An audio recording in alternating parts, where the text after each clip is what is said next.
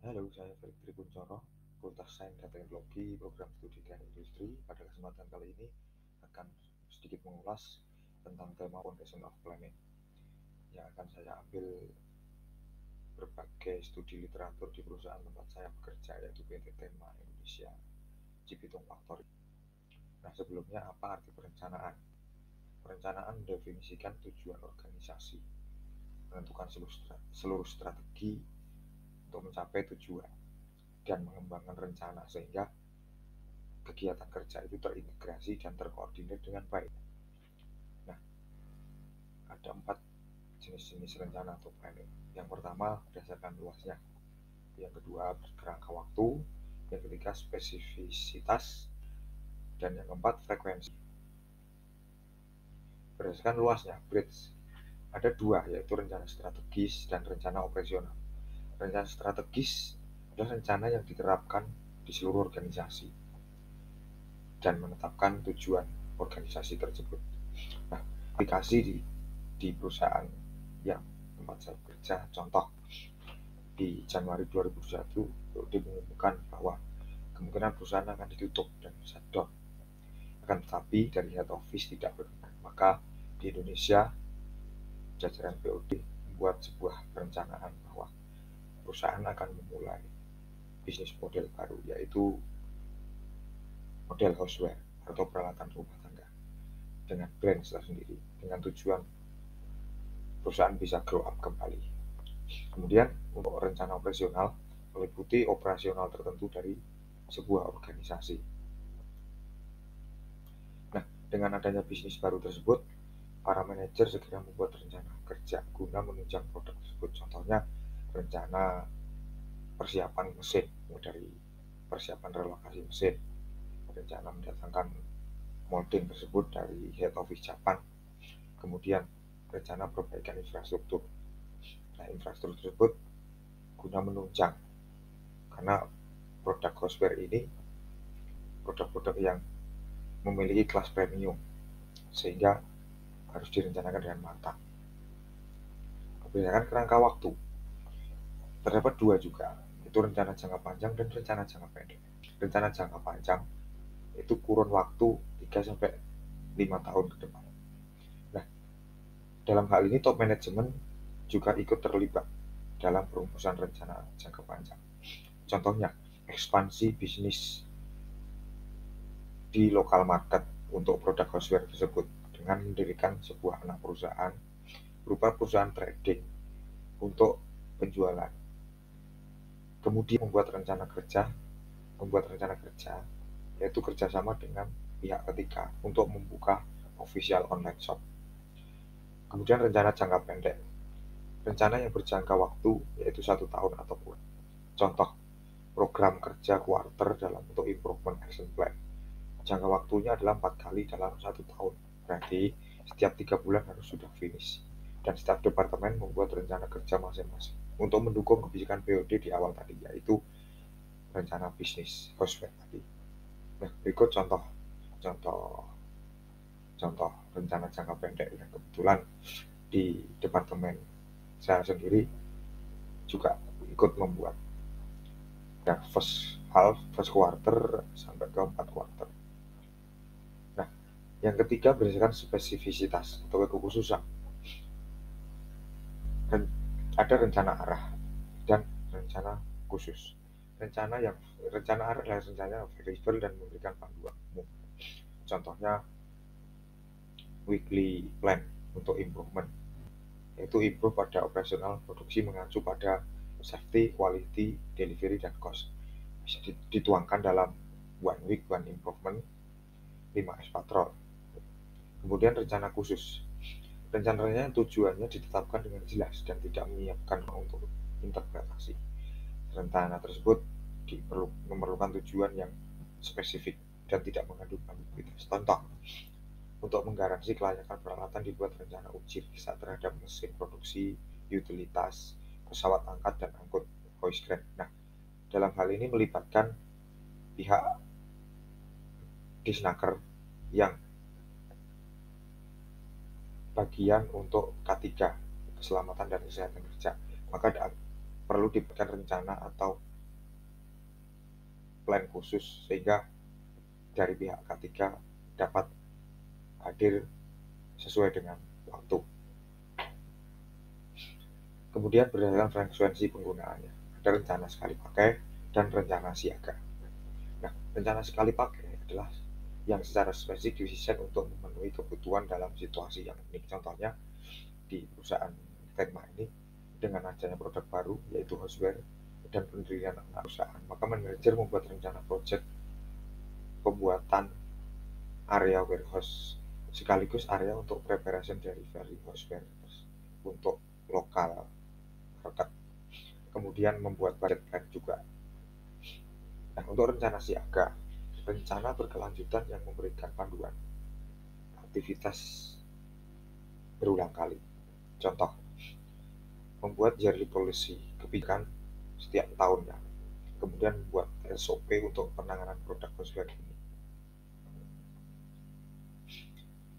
Nah, dalam menetapkan tujuan dan mengembangkan rencana, ada beberapa pendekatan. Yang pertama, tradisional goal setting. Apa itu? Yaitu pendekatan penetapan tujuan manajer puncak menetapkan tujuan yang diteruskan ke tingkat bawah organisasi dan menjadi sub tujuan. Nah, contohnya top management menginginkan atau memiliki instruksi dan merencanakan untuk meningkatkan safety awareness para karyawannya. Nah, diturunkan ke para manajer. Nah, apa yang dilakukan manajer? Manajer membuat sebuah rencana dan rencana pelatihan safety. Nah, kalau contohnya di Tenma Cibitung ini adalah Kikenyoji training atau safety content. Kemudian diturunkan kembali di setiap individual. Apa yang dilakukan? Yaitu merencanakan untuk mengikuti training dan mempraktekkan dimulai dari diri sendiri. Contohnya awareness terhadap jalur pejalan kaki yang sudah ditemukan. Yang kedua, manajemen by objective MPO. Nah, proses yang dilakukan di dalam perusahaan sehingga setiap perilaku karyawan akan bisa selaras dengan tujuan perusahaan. Contoh, untuk menilai dan memonitor kinerja dan selling improvement di Tenma menggunakan format berupa prakerja. Nah, digunakan untuk mengukur level business operation di setiap departemen. Diambil 5 poin atau 6 poin. Yang pertama, PDCA improvement, strength 5S, strength abnormal treatment, strength correct treatment, absensi management on time, dan one week one improvement. Nah, ini contoh tadi lah. Nah, target-target yang ditentukan, kemudian pencapaian pertengahan tahun pertama dan pertengahan tahun kedua, kemudian di dalam 1 tahun dinilai. Nah, dari setiap departemen akan ada nilai masing-masing dari 7 poin tersebut, sehingga hal ini akan menentukan seberapa tingkat serius dari para manajer untuk mengatur dan membuat sebuah rencana di setiap section masing-masing. Nah, dalam mengembangkan rencana ada beberapa faktor kontingensi yang mempengaruhi pilihan rencana. Ada 3, itu yang pertama tingkat organisasi, tingkat ketidakpastian lingkungan, lamanya komitmen masa depan. Nah, dari tingkat organisasi itu manajer tingkat yang lebih rendah melakukan perencanaan operasional. Seperti contoh membuat sebuah plan weekly. Nah, kemudian manajer tingkat atas melakukan perencanaan yang strategis. Nah, dari yang kedua, tingkat ketidakpastian lingkungan. Ketika ketidakpastian tinggi, rencana harus spesifik dan fleksibel. Manajer harus mempersiapkan guna mengubah mengganti rencana setelah diimplementasikan. Bisa dibilang ada 2 rencana, plan A dan plan B. Kemudian lamanya komitmen masa depan. Nah, konsep komitmen masa depan dengan mengatakan sebuah rencana harus ditarik sejauh mungkin untuk memenuhi komitmen saat rencana dikembangkan. Nah, perencanaan yang selalu lama atau singkat ini juga tidak akan efisien dan efektif. Nah, contoh-contoh dari tingkatan organisasi. Jadi, section manager membuat maintenance daily, section manager membuat production plan daily. Kemudian dari division manager atau tingkat yang lebih atas membuat rencana yang lebih tinggi, yaitu berdasarkan forecast bulanan dari dari customer yang menentukan. Kemudian division manager membuat rencana overhaul maintenance yang akan dilakukan oleh vendor. Nah, dari yang kedua, tingkat ketidakpastian lingkungan. Contoh, dalam penjualan produk housewares di online shop, tidak bisa dipastikan berapa yang akan terjual. Nah, di sini manajer melakukan perencanaan untuk mengikut sertakan produk housewares ini dalam event-event pameran yang diselenggarakan oleh pihak pengembang kawasan industri maupun pihak-pihak pengembang properti di setiap 2 bulan sekali. Kemudian lamanya komitmen masa depan. Contohnya pangsa pasar untuk produk housewares juga masih belum bisa ditentukan. Bisa ramai atau sepi. Maka melakukan perencanaan untuk tetap meningkatkan produktivitas di existing produk, itu otomotif dan produk elektronik yang lainnya. Nah, apa pentingnya perencanaan dan mengapa melakukan perencanaan? Nah, perencanaan ini akan memberikan manfaat, yaitu yang pertama memberikan arah kepada para manajer dan non-manajer, sehingga arah kerjanya jelas, terarah dalam segi setiap hari maupun dalam mingguan maupun dalam bulanan. Kemudian mengurangi ketidakpastian dengan mendorong para manajer memandang ke depan, mengantisipasi perubahan, mempertimbangkan dampak perubahan, dan mengembangkan respon yang tepat. Kemudian meminimalkan pemborosan dan kekosongan, ketidakefisien yang akan menjadi jelas dan dapat diperbaiki atau dihilangkan.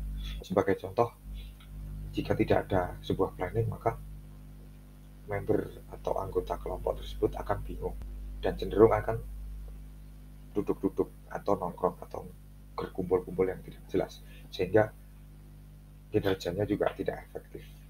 Kemudian yang keempat, manfaatnya adalah menetapkan tujuan yang standar yang digunakan dalam pengendalian sebuah operasional perusahaan. Nah, berikut beberapa daftar pustaka dan literatur yang saya ambil, yang pertama dari tema Indonesia dan beberapa literatur yang lain. Sekian dari saya, terima kasih.